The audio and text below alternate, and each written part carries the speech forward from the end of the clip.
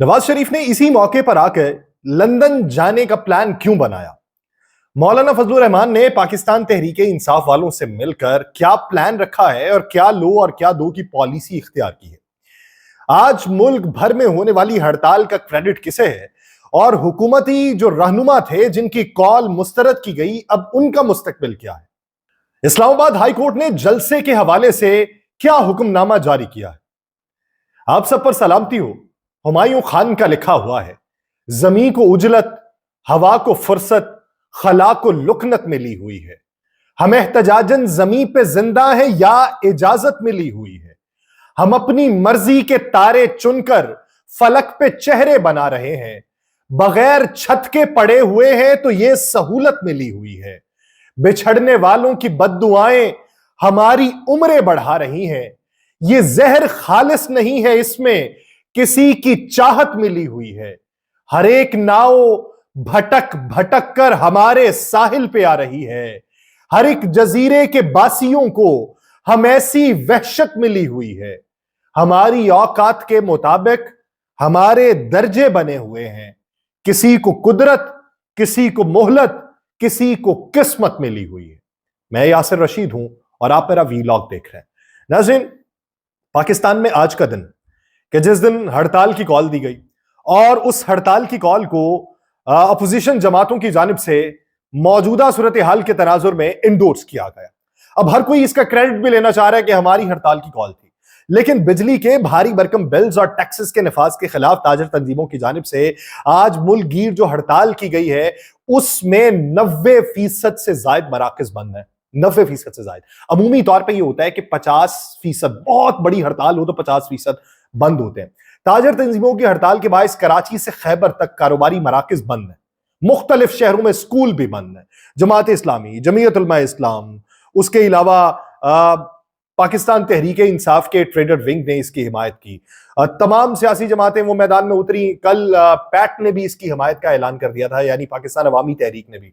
इस्लामाबाद की इंतजामिया ने एहतजाज के पेश नजर रेड जोन की तरफ जाने वाले रास्तों को कंटेनर लगा के बंद कर दिया। लाहौर की ताजर तंजीमें हड़ताल के मामले पर 2 धड़ों में बटी। एक धड़ा हड़ताल का हामी था, दूसरा धड़ा मुखालिफ था। लेकिन जब एहतजाज हुआ, जब हड़ताल हुई, तो सारे ही जो है वो हड़ताल पे चले गए। अब जिनकी तरफ से कॉल दी गई थी, मिसाल देता हूं, नईम मीर साहब पाकिस्तान मुस्लिम लीग नून के बहुत करीबी समझे जाते हैं।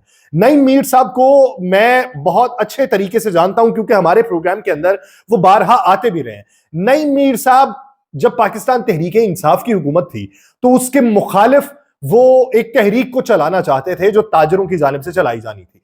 लेकिन जब पीडीएम की हुकूमत बनी, पीडीएम की हुकूमत में मुश्किलात का सामना हुआ, तो नईम मीर साहब ने आके उसे डिफेंड करना चाहा और उसे कहा कि अगर हुकूमत इस वक्त मुश्किल में है, अगर मुल्क को जरूरत है, तो हम अपना किरदार अदा करेंगे। लेकिन इस सब के बावजूद कि अभी मौजूदा सूरत हाल में जब उनकी तरफ से कहा गया कि हड़ताल कोई नहीं होगी, तो हड़ताल लोगों ने करके दिखाई। यूं पाकिस्तान मुस्लिम लीग नून का वो ताजिर बरादरी वाला धड़ा, क्योंकि एक वक्त हुआ करता था कि पंजाब के अंदर पाकिस्तान मुस्लिम लीग नून को मजबूत करने के अंदर ताजर बरादरी का बहुत बड़ा हाथ था। ताजर बरादरी ये समझती थी कि पाकिस्तान मुस्लिम लीग नून के दौरे हुकूमत में कारोबार फलता फूलता है, लेकिन अब की बार ताजर बरादरी इनके मुखालिफ हुई और ताजर बरादरी के मुखालिफ होने की वजह से इनको सबसे बड़ा धचका लगा। जब हड़ताल मुखालिफ कॉल दी गई है कि हड़ताल नहीं की जाएगी और आज के दिन देखा गया कि हड़ताल की गई है, तो इस तनाजुर के अंदर परेशान है हुकूमत, बहुत ज्यादा परेशान है कि एक मजबूत धड़ा जो है वो उनके मुखालिफ हो गया, वो बात को मान नहीं रहा। एफबीआर कह रहा है कि बैठ के निगोशिएशन कर लेते हैं, हुकूमत कह रही है कि हम इनके दबाव के अंदर नहीं आएंगे, लेकिन गलती हुई है तो बैठ के बातचीत कर लेते हैं। इस सब के बावजूद अब बहुत सारे इसका क्रेडिट भी ले रहे हैं, लेकिन क्रेडिट कोई भी ले ले, बात यह है कि इस वक्त अवाम के जो जेन्युइन मसाइल हैं, ताजर बरादरी के जो जेन्युइन मसाइल हैं, उसका इदराक होना चाहिए। अब ऐसी ही सूरत हाल में आज खबर यह आती है कि मियां साहब जो है वो सितंबर के दूसरे हफ्ते अपने इलाज की गर्ज से लंदन जाएंगे। आपको याद होगा कि मियां साहब जब वापस आए थे पाकिस्तान में, कुछ ही दिन यहां पर गुजारे थे, सूरत हाल जो थी वो पाकिस्तान मुस्लिम लीग नून के हक में उस तरह होती हुई दिखाई नहीं दे रही थी। जो जलसा किया गया था, जलसे की मकबूलियत भी उस तरीके पे नहीं पहुंची थी। उसके बाद बयान ये मुख्तलिफ रहनुमाओं का आया कि मियां साहब कुछ अरसे बाद अपने इलाज के लिए लंदन वापस जा सकते हैं और उनका मामूल का चेकअप है वो जा सकते हैं। लेकिन फिर रफ्ता रफ्ता मियां साहब की वापसी तर्क होती गई। मियां साहब ने वापस जाने का इरादा तर्क कर दिया, हुकूमत बन गई। हुकूमत बनने के बाद एक लंबा अरसा भी चल गया, मियां साहब वजीर आजम ना बने, मियां साहब उसके बाद भी इलाज की गर्ज से लंदन नहीं गए। लेकिन पिछले एक महीने से जब ये चहमगोइयां जारी हैं कि सितंबर अक्टूबर में जाके इस हुकूमत के लिए मुश्किल पड़ सकती है, हुकूमत के लिए जो है वो एक ही रास्ता हो सकता है कि हुकूमत से अलहदा होकर अपोजिशन के अंदर बैठ जाएं, तो ऐसी सूरत हाल में मियां साहब का अब जाके ये बयान का आना या उनकी तरफ से जराए का ये बताया जाना कि मियां साहब वापस लंदन इलाज के लिए जा रहे हैं, तो ये हुकूमत के घर जाने का इशारा भी है बादिन नजर में। दूसरी तरफ IMF जिससे हमने पैसा लेना है, जिससे उधार लेना है, 7 सितंबर वाली लिस्ट भी जो जारी की गई है उसके अंदर भी पाकिस्तान एजेंडे में शामिल नहीं है, यानी पाकिस्तान के हवाले से अभी भी वहां पर गौर नहीं किया जा रहा, चीजें अभी भी डिले के अंदर है, क्योंकि मौजूदा यहां पर एहतजाज ताजरों का, यहां पे पॉलिटिकल केओस, पॉलिटिकल अनरेस्ट, उसके बाद सूरत हाल जो है वो हुकूमत को भी ये मालूम है कि ये पॉलिटिकल अनरेस्ट जो है ये हमारे लिए भी मुश्किल पैदा कर सकती है और माशी मंजरनामे के लिए भी मुश्किल पैदा कर सकती है। इस हवाले से शायद हुकूमत के हाथ से चीजें निकल रही हैं, जिसके बाद मियां साहब ने वापसी का फैसला किया है। शायद हुकूमत ये समझ रही है कि उनके लिए हालात बेहतर हो सकते हैं और वो किसी अच्छे वक्त का इंतजार कर रही है। बैकडोर डिप्लोमेसी बहुत ज्यादा जारी है, एक दूसरे से रवाबित किए जा रहे हैं और कहा यह जा रहा है कि मेज के ऊपर बैठ के बात कर लेते हैं। और अब आके बात यह भी हो रही है, सेनेट के अंदर भी हुई, जिसमें इसहाक डार साहब ने की, कामरान टसोरी साहब ये बात कर रहे हैं और बहुत से लोग ये बात कर रहे हैं कि 2014 में जब APS के ऊपर हमला हुआ था तो उसके बाद सारी जमातें साथ मिली थी, तो अब आके फिर साथ बैठ के बात कर लेनी चाहिए। बलूचिस्तान वाला जो वाकया हुआ है ये वो मौका है कि जिस पे तमाम सियासी जमातों को साथ में लाया जा सकता है, लेकिन हुकूमत की तरफ से क्या ऐसी इंटेंशन है, इसके ऊपर भी बहुत सारे सवाल आते हैं। दूसरी तरफ पाकिस्तान तहरीक इंसाफ का जो जलसा मनसूख हुआ था इस्लामाबाद में, तो इस्लामाबाद हाई कोर्ट के चीफ जस्टिस आमिर फारूक ने कहा है कि हम इस वक्त हालत जंग में हैं और बलूचिस्तान में जो हो रहा है सबके सामने है। चीफ जस्टिस आमिर फारूक साहब ने पाकिस्तान तहरीक इंसाफ के इस्लामाबाद जलसे का NOC मुअत्तल करने पर तौहीन अदालत के केस की समाअत की और इस सिलसिले में पाकिस्तान तहरीक इंसाफ के वकील शुएब शाहीन और एडवोकेट जनरल ने दलाइल दिए। शुएब शाहीन ने कहा कि हमारा जो खदशा था हमारे साथ वही हुआ है, हमें जलसे की इजाजत दी गई थी और फिर आखिरी दिन उसका नॉन ऑब्जेक्शन सर्टिफिकेट मुअत्तल कर दिया गया था। इंतजामिया ने पाकिस्तान तहरीक इंसाफ को 22 अगस्त को जलसे का बयान हल्फी जो था वो अदालत के अंदर दिया था। चीफ जस्टिस ने सवाल उठाया कि क्या जलसे का NOC जो है वो अमनो अमान की सूरत हाल के बायस मुअत्तल किया गया?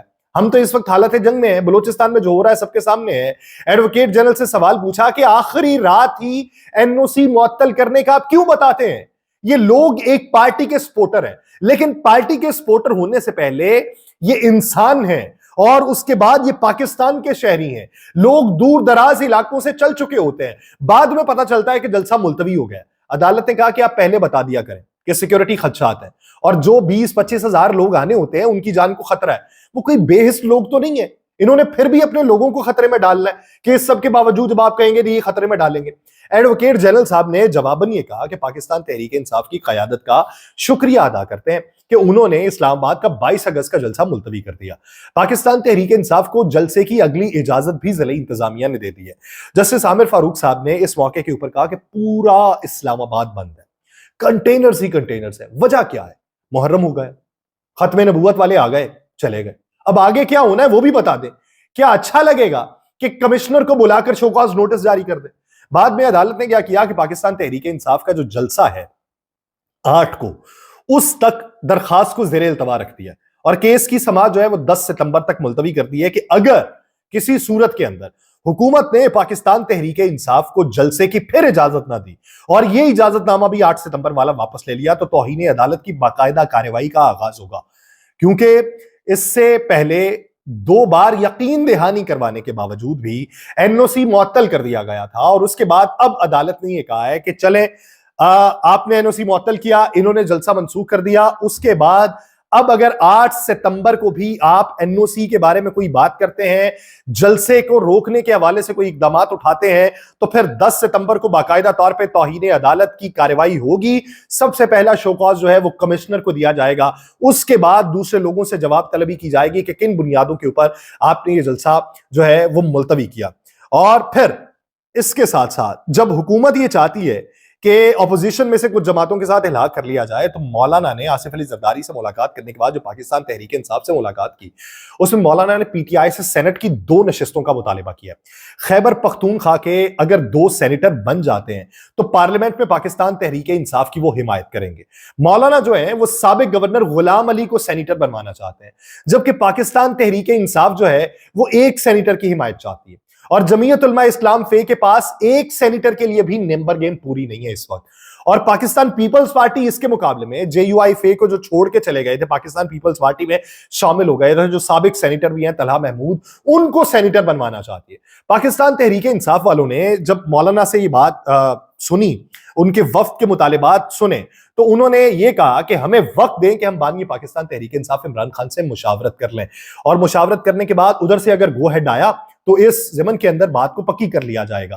اور پھر اگر یہ بات پکی ہو گئی تو وہ نور عالم خان صاحب جن کی طرف سے متعدد بلز جو ہیں وہ پیش کیے جانے ہیں پرائیویٹ ممبرز ڈے کے طور پہ، تو اس دن یا تو وہ بل واپس ہوں گے یا پھر نور عالم خان کو جمعیت علماء اسلام فے کی طرف سے ایک شوکاز نوٹس جاری کیا جائے گا، کیونکہ راشد محمود سمرو جو ان کے جمعیت علماء اسلام فے کے سندھ کے سربراہ ہیں، انہوں نے یہ بات کی کہ ہماری اپنی صفوں کے اندر یہ ہلچل ہے کہ آخر یہ پارٹی گائیڈ لائن ہے یا پارٹی گائیڈ لائن کے بغیر وہ یہ اقدام اٹھا رہے ہیں، کیا اس کو پارٹی انڈورس کرتی ہے؟ کیونکہ ہماری مجلس عاملہ جو تھی اس کے اندر، مجلس شورا کے اندر یہ بیٹھ کے بات چیت ہوئی تھی کہ ہم فارم 45 اور 47 والی حکومت کے ساتھ نہیں بیٹھیں گے، ان کے ساتھ اتحاد نہیں کریں گے، اور اگر ہم ان کی ایما کے اوپر بلز کو قومی اسمبلی کے اندر پیش کرتے ہیں تو یہ ہمارے اوپر بھی سوالات اٹھتے ہیں، ہم نے بھی اپنے کارکنان کو جواب دینا ہے۔